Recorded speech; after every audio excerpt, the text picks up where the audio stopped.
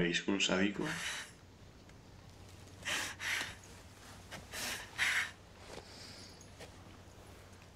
Vaya.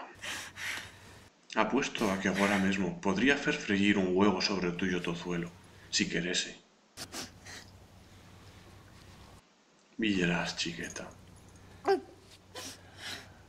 Quiero creyer que ye es consciente, mesmo agora, de que no había brenca de sádico en as mías aicións.